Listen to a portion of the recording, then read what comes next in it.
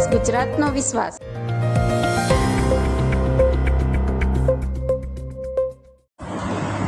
નમસ્કાર, હું પ્રકાશ ગુજરાતનો અવાજમાં આપનું સ્વાગત કરું છું. ચાલો જોઈએ આજની હેડલાઇન્સ.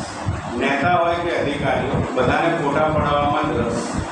લોકોની આસ્થા સાથે રમત. 500 વર્ષ જૂના કંથારપુર ગઢની દુર્દશા.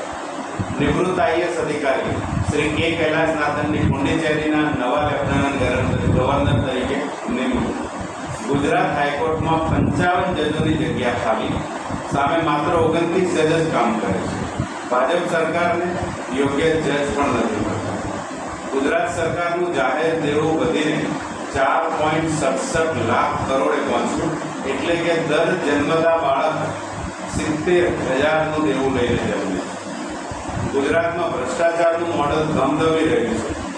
સુરેન્દ્ર પટેલ કાકાને 87 વર્ષે પણ અમદાવાદ મહાનગરપાલિકામાં વહીવટ કરવાના ખબર હતા.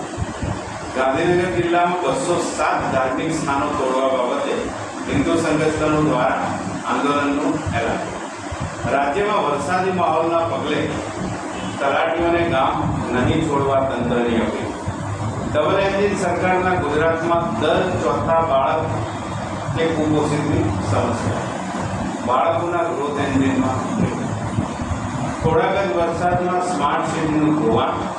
વિકાસના કામો પાણીમાં ધોવાયા.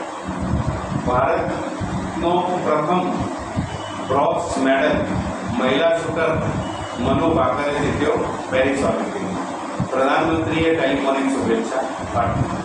તો આ હતી આજની હેડલાઇન્સ. ફરી આવતીકાલે મળીશું. ત્યાં સુધી રજા આપશો. નમસ્કાર.